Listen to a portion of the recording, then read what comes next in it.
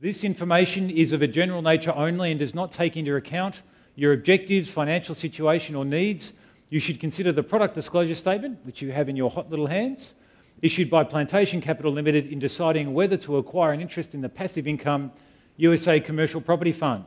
Past performance is not a guarantee of future performance. No earnings estimates are made. Can I risk A, being vulnerable with you, and B, offending you? Can I have your permission to offend you? And not with more dad jokes. All right. I find it incredibly frustrating. I can't tell you how frustrating it is to say to people, you don't have to do a thing. It's all going to happen for you. And people still say, it's all too hard.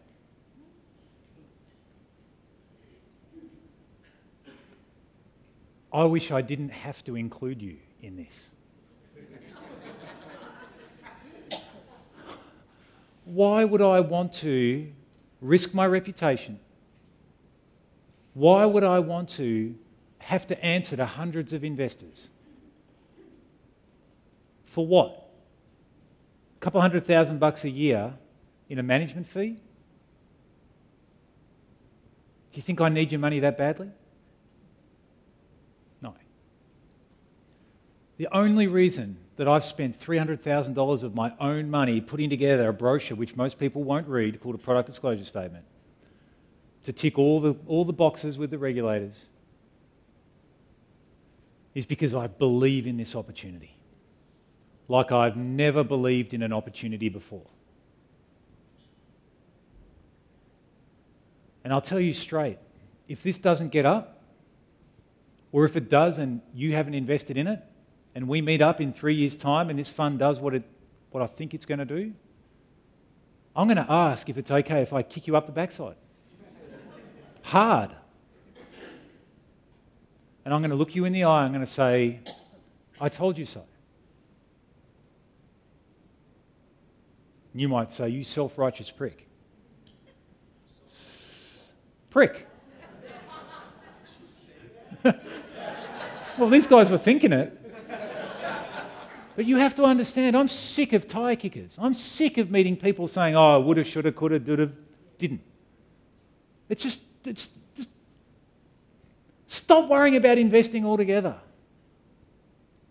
All right? Just don't worry about it anymore. Stop coming to my seminars, unsubscribe from my database, and have a nice life. Because if I can't help you with this, I can't help you. I cannot help you. I just can't. There's nothing I've got, there's nothing I know that can help you. If you haven't heard what I've said tonight, if you can't see the opportunity now, if you'd rather go and buy a property in Moranbah for $700,000 or Port Hedland, or you're dumb enough to want to go away and buy a negatively geared property because you want to save tax, and the alternative is this, I can't help you. I cannot help you. What are the risks and benefits? Please read the product disclosure statement carefully. It's a document written to talk you out of investing in this fund. All right? Practically speaking, I've got to tell you all the things that can go wrong, and I've got to emphasize them. I can't tell you many of the things that will go right because I can't prove it's going to happen. And if I can't talk you out of it, well then, my goodness, at least I tried. But when you boil it all down to risks, I think there are 3 risks that I'm particularly concerned about. And they're these. First of all, the Australian dollar going higher. If the Australian dollar goes higher, the attractiveness of this fund is depleted, both in terms of the return rental and the return capital growth. If you believe the Australian dollar is going to go higher, I can't see why this would be attractive to you. Second risk is that if property prices in the US go down, there's a risk. It looks like it's getting better, it could all turn to crap, prices could go down. At least you get the income return.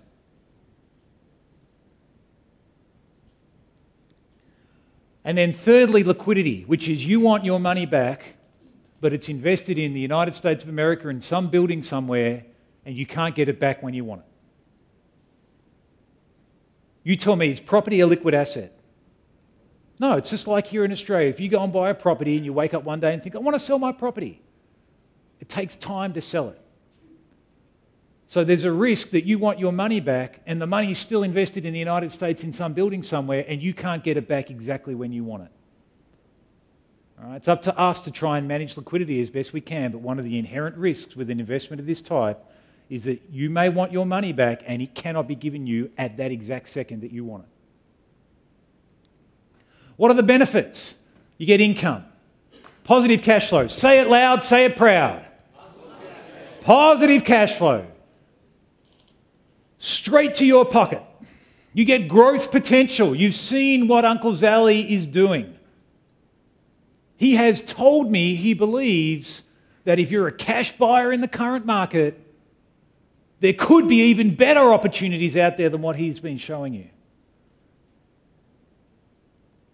Go and buy some dodgy property in Moranbah for 500 grand or some 130 mobile homes. You tell me, which one would you rather own?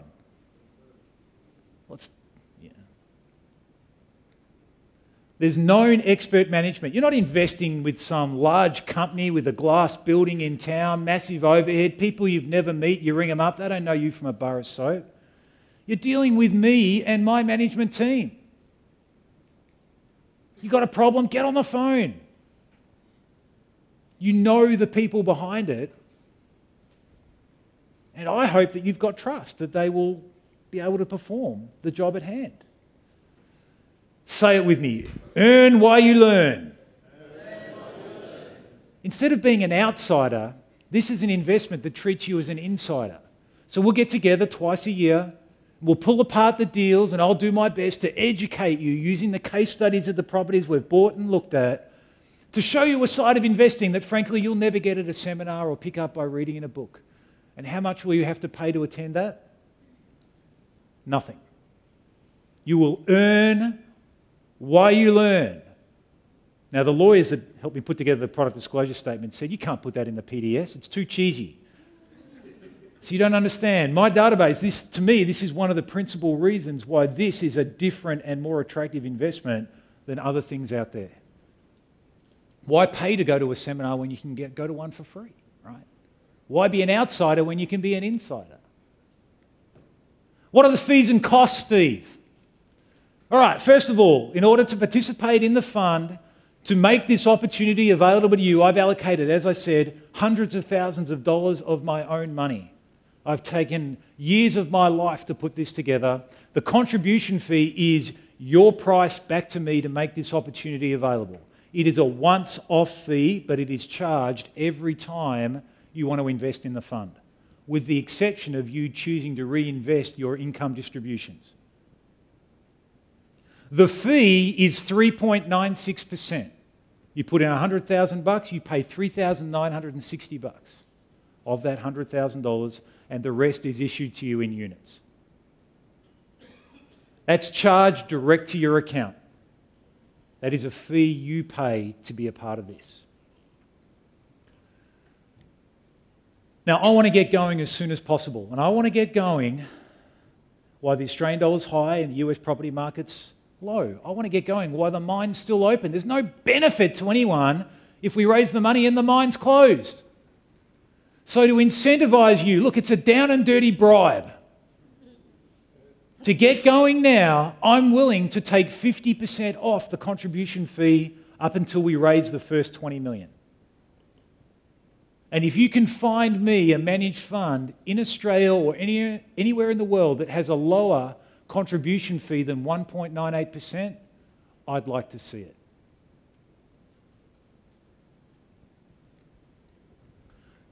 In terms of the annual management fee, that's the cost you pay, or the fund pays each year to have the management team there to make the money on behalf of the fund. And it is less than 2%, 1.98% GST inclusive, for having us manage the fund for you. At 20 million, that's $400,000 a year out of $20 million to manage the fund. Now, when I say this is charged to the fund, you don't pay this directly. Let's say that there's $1 million of income, $400,000 of management fees, which leaves $600,000 left to distribute. So you get your share of the $600,000. You don't have to physically pay the management fee. It's just reflected in the distribution that you receive. Then there are cost recoveries, which are running expenses. Now, because this is a trust, certain expenses are incurred on its behalf. Audit fees to get it audited, and responsible manager fees, and custodian fees, because the money doesn't come to me in a Cayman Island account. It sits with a custodian, so I can't go to Crown Casino and gamble it away. All right? So there are fees that have to be recovered, and then there's an allowance. We don't know what these are, but if there's a cost for me to get on a plane and go and look at a property in the United States, I think it's fair the fund should pay for that. And if there are certain costs in the United States to get expert reports to figure out whether the site's toxic, or, I reckon the fund should pay for that. So there are certain acquisition, sale, leasing and finance costs that may be passed back to the fund. Now, when you boil it all down, if we only raise 20 million, then the indirect cost ratio is estimated to be 3.86%. So if you wanted to know what is the total cost that I should expect to pay, less than 4%. If we raise 75 million, then we've got more money to spread it across, so the amount goes down to 2.9%. Because some of these costs are fixed costs, like insurance, right? So if we have a broader base, then the overall percentage goes down. Now, people say to me, Steve, I know you can't tell us what kind of return that we can expect. But what kind of return can we expect? Who's wondering that? Let's cut to the chase, right? I am not allowed to tell you. But I can say two things. First of all, if we can get above a 12% return, then we can pay ourselves a performance bonus. And we are highly incentivized to do well. And the second thing is, I want to be able to say to Uncle Zally, I buy better properties than you do.